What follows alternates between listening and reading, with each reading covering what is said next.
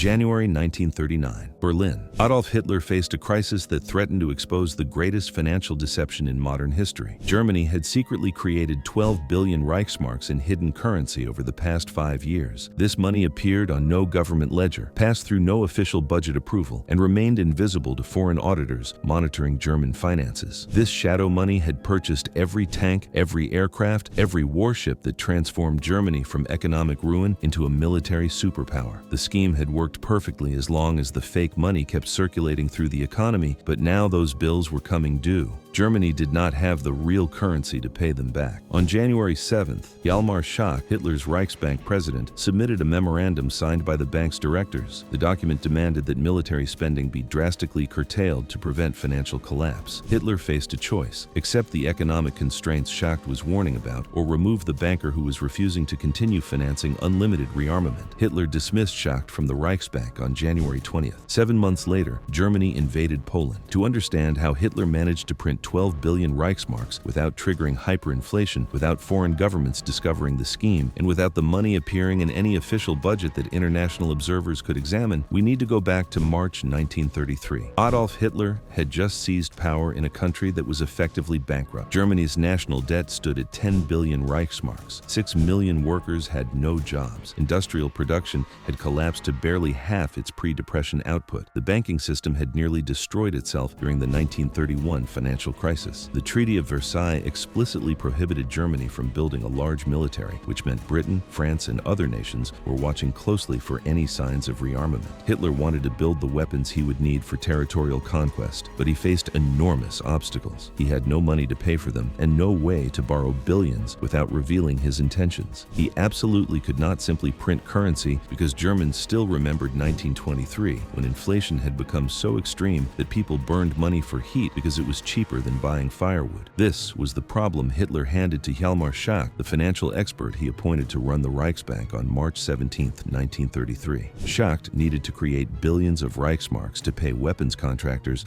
while keeping those payments completely hidden from government budget reports and foreign intelligence services. The solution he invented would become one of the most sophisticated financial frauds ever attempted by a government, a scheme that allowed Hitler to build an entire war machine using money that officially did not exist. Schacht had already earned international recognition for halting Germany's catastrophic hyperinflation in 1923, when inflation rates had spiraled completely out of control and workers needed wheelbarrows to carry the currency required to buy bread. During the peak months of hyperinflation in 1923, prices were doubling every few days, and by November 1923, $1 was worth 4.2 trillion mark. His success in stabilizing the Reichsmark through the introduction of the Rentenmark had made him president of the Reichsbank from 1923 to 1930. And now, Hitler was bringing him back to solve an even more complex problem. The Nazi regime needed to rearm Germany rapidly to achieve Hitler's territorial ambitions, but they could not do so openly without violating international treaties or creating the economic chaos that would undermine domestic support. Schacht understood that conventional government financing through taxes or bonds would not work because tax revenues had collapsed during the Depression, and no one wanted to lend money to a government pursuing aggressive rearmament. He needed to create a financing mechanism that would allow contractors to be paid for producing weapons without those payments appearing in government budgets, without increasing the visible money supply, and without attracting attention from foreign observers who might intervene to stop German rearmament. The solution Schacht devised was the Mefo Bill, a financial instrument so cleverly designed that it would finance German rearmament for 5 years before most people understood how the system actually worked. In May 1933, just weeks after Schacht's appointment, a new company appeared in German business registers. The name was Metallurgische Forschungsgesellschaft, which translated to Metallurgical Research Corporation and was shortened to Mepho. The company listed 4 shareholders, all of them major German industrial firms that were already deeply involved in armaments production. Krupp, the steel and weapons manufacturer, took a share. Siemens, the electrical engineering giant, joined them. Gute Hoffnungshütte and Rheinmetall, both producers of heavy machinery and weapons, completed the group. Together, these 4 companies provided the initial capital of just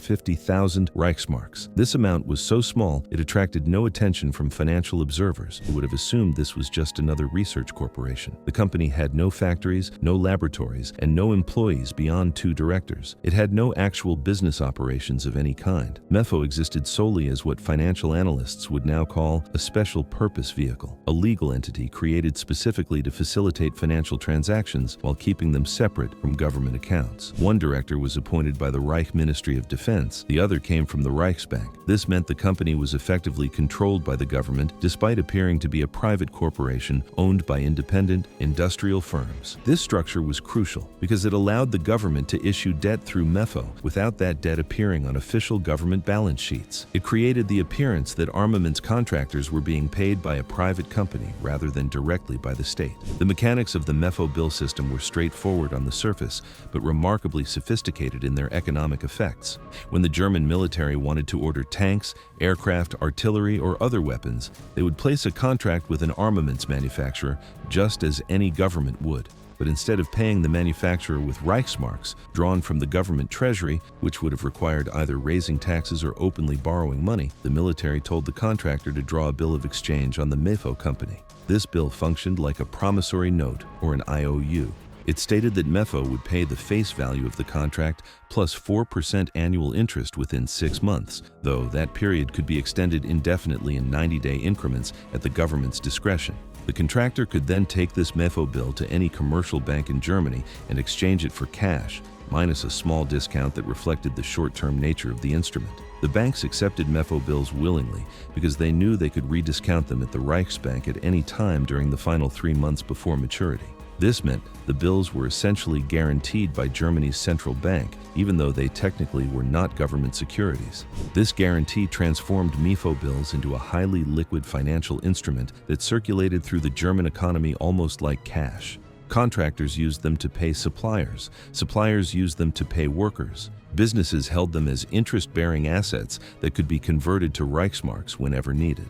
The 4% interest rate was attractive because it exceeded the rates available on most other short-term commercial paper, and the implicit government backing made them safer than most private sector obligations. Most importantly, because Mefo bills were drawn on a private company rather than the government, they did not appear in official budget statistics. Their issuance did not count as government borrowing under the legal restrictions that limited the Reichsbank to lending no more than 100 million Reichsmarks directly to the state. The system began operating in earnest during 1934 as Hitler pushed for rapid military expansion. Armaments contractors who had been struggling through the Depression suddenly found themselves receiving large orders backed by Mefo bills that they could immediately convert to cash. Krupp expanded its steel production for tank armor, Siemens ramped up electronics manufacturing for military communications, and aircraft manufacturers like Junkers and Heinkel began producing warplanes at increasing rates. Between 1934 and 1936, Mefo bills financed approximately 50% of all German weapons purchases, which meant that roughly half of the rearmament program was being paid for with this shadow currency rather than with openly appropriated government funds. By March 1938, the total value of outstanding Mefo bills had reached 12 billion Reichsmarks, a sum that exceeded Germany's entire official national debt from 1932 and represented more than 1/3 of all military spending during the peak rearmament years. The economic impact of this massive hidden expenditure was visible in employment and production statistics, but not in the financial data that would have revealed its true nature. Unemployment fell from 6 million in 1933 to less than 2 million by 1936 as factories hired workers to fulfill armaments contracts. Industrial production surged as steel mills, chemical plants, and machinery manufacturers operated at full capacity. The German economy achieved growth rates between 8 and 10% annually from 1933 to 1938, a recovery that seemed miraculous to observers who compared it to the continued stagnation in other depression-affected countries. Foreign economists studying Germany's recovery attributed it to Hitler's public works programs like the Autobahn construction. While those projects did contribute to employment, they represented a fraction of the spending that was actually driving German economic growth. The real engine of recovery was military procurement financed through Mefo bills. But because those bills did not appear in published government accounts, foreign analysts remained largely unaware of the massive rearmament program their money was funding. The secrecy surrounding Mefo bills extended beyond their exclusion from official budgets to include active suppression of information about their total value and circulation. The German government stopped publishing detailed financial statistics in 1935, which prevented outside observers from tracking government spending or debt accumulation. Banking sector balance sheets that might have revealed the quantity of Mefo bills held by financial institutions were carefully edited to remove any specific references to them. Even within Germany, most citizens had no idea that a significant portion of the economic recovery they were experiencing was being financed through a form of debt that was accumulating at rates that would prove unsustainable. Schacht himself maintained the fiction by continuing to speak publicly about sound money principles and fiscal discipline, while privately orchestrating a system that was essentially printing money through the back door of the Mefo company. The international dimension of the Mefo scheme added another layer of deception that Schacht found particularly satisfying.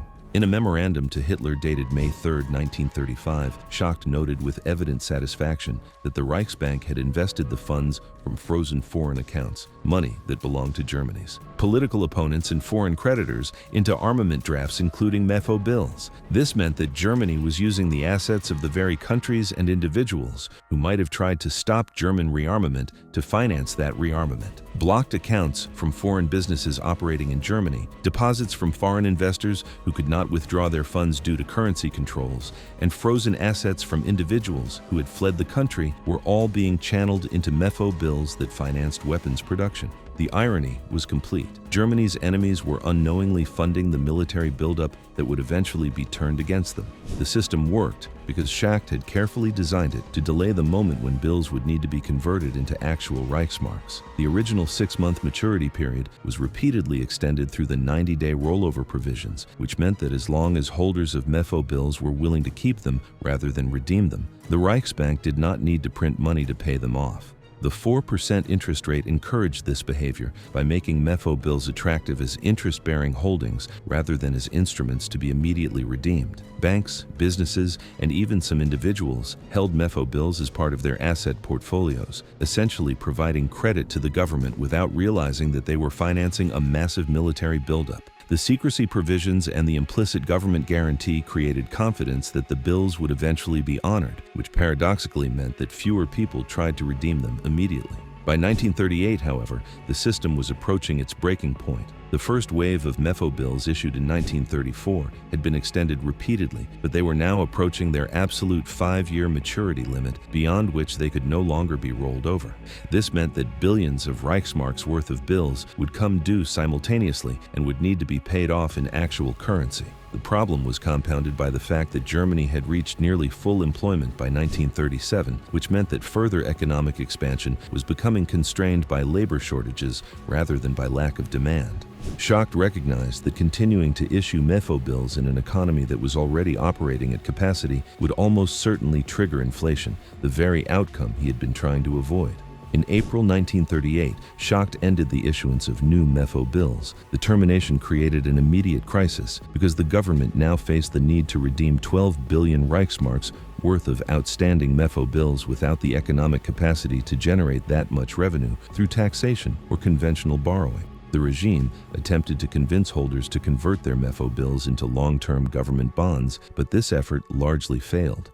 Banks that held large quantities of Mefo bills demanded cash payment, which forced the government to resort to what official documents described as highly dubious methods to obtain the necessary funds. These methods included forcing banks to purchase government bonds that would be used to retire Mefo bills, seizing money from savings accounts and insurance companies to generate cash for redemptions, and ultimately resorting to direct money printing by the Reichsbank when all other sources of funds were exhausted. Schacht's conflict with the Nazi leadership over continued rearmament spending reached its breaking point. Evidence from Nuremberg trial documents suggests that Schacht may have deliberately provoked his dismissal by refusing routine loans to the government, possibly seeking to escape responsibility for an impending financial crisis he believed was inevitable. When he submitted his January 7th memorandum warning that further deficit spending would lead to economic collapse, Hitler's response was decisive. Schacht was dismissed from the Reichsbank on January 20, 1939, and replaced with Walter Funk, who proved more willing to subordinate economic concerns to political demands. The connection between Mefo Bills and the outbreak of World War II remains a subject of historical interpretation. The first major wave of bills issued in 1934 came due in 1939, exactly when Germany invaded Poland, which suggests the timing was not merely coincidental. The financial pressure created by maturing debt that could not be repaid through normal economic channels would have created a powerful incentive to pursue military expansion that would provide access to resources, labor, and wealth that could be plundered to sustain the German war machine. Austria's gold reserves were seized following the Anschluss to help address the financial crisis. Czechoslovakia's industrial capacity was appropriated for military production, and the conquest of Poland would provide agricultural output and raw materials that Germany desperately needed.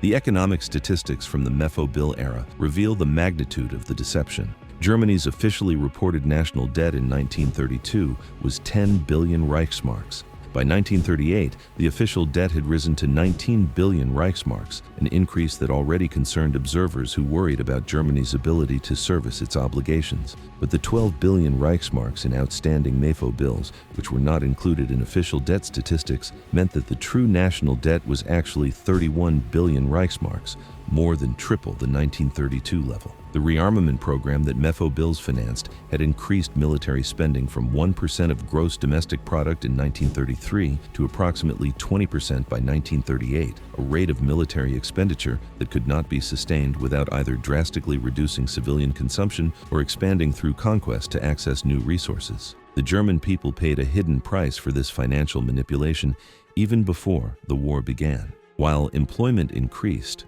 and the economy appeared to be recovering, real wages remained close to Depression-era lows despite longer working hours. Consumer goods became increasingly scarce as industrial capacity was diverted to military production. Rationing was introduced for many items well before the war started because the economy was devoting such a large share of its output to rearmament. The apparent prosperity of Nazi Germany was largely an illusion created by manipulating employment statistics and hiding the true allocation of resources. Workers had jobs, but those jobs were producing weapons rather than consumer goods, which meant that employment did not translate into improved living standards for most Germans. At the Nuremberg trials, prosecutors argued that the Mefo Bill scheme demonstrated premeditated planning for aggressive war. Schacht defended himself by claiming that he had developed the system to combat unemployment during the Depression and had opposed the excessive rearmament that followed his 1939 dismissal. The tribunal ultimately acquitted him of war crimes charges in October 1946, accepting his argument that while he had created the financial mechanisms that enabled rearmament, prosecutors had not proven that he personally intended to facilitate aggressive war. The Russian judge, Iona Nikitchenko, provided perhaps the most succinct assessment when he called it a swindling venture on a national scale that has no precedent. Modern economic analysis recognizes Mefo bills as an early example of off-balance sheet financing, a technique that governments and corporations use to hide debt obligations by routing them through separate entities. The 2008 financial crisis revealed numerous examples of this same practice, demonstrating that the type of financial manipulation Schacht pioneered has deep historical roots and consequences that extend far beyond economics to shape political and military outcomes. The historical significance of Mefo bills extends beyond their role in financing World War II. Schacht's system worked because it operated in an environment where democratic oversight had been eliminated, where press censorship prevented critical examination of government finances, and where legal constraints could be circumvented through creative use of nominally private entities. The checks and balances that might have exposed and stopped the scheme in a democratic system were absent in Nazi Germany, which allowed financial manipulation to proceed unchecked until it became too large to resolve through normal means. Germany's path from economic crisis in 1933 to military aggression in 1939 was not inevitable, but the Mefo Bill system appears to have made that path significantly more likely by creating financial pressures that pushed toward military solutions. The accumulation of hidden debt that matured in 1939 coincided almost exactly with the German invasion of Poland, and while many factors contributed to Hitler's decision to start the war, the Economic imperative to resolve unsustainable financial obligations would have been among the considerations facing the regime. On May 8, 1945, when Germany surrendered to the Allied forces, the Mefo bills that remained outstanding became worthless, along with all other obligations of the Nazi regime. No successor government assumed responsibility for the Third Reich's debts. The final tally showed that Schacht's scheme had created 12 billion Reichsmarks in hidden obligations that were never repaid, representing one of history's largest sovereign defaults. Germany's rapid transformation from economic collapse to military power was not the miracle it appeared to be, but rather the result of massive hidden borrowing that only postponed the day of reckoning. Schacht had not discovered a way to generate wealth from nothing. He had created an elaborate mechanism for concealing debt and deferring payment, a financial house of cards that could only be sustained through conquest. When the bills came due in 1939, Hitler chose expansion over economic collapse. The result was World War II, a war that killed tens of millions and left Germany in ruins, all financed by money that technically never existed.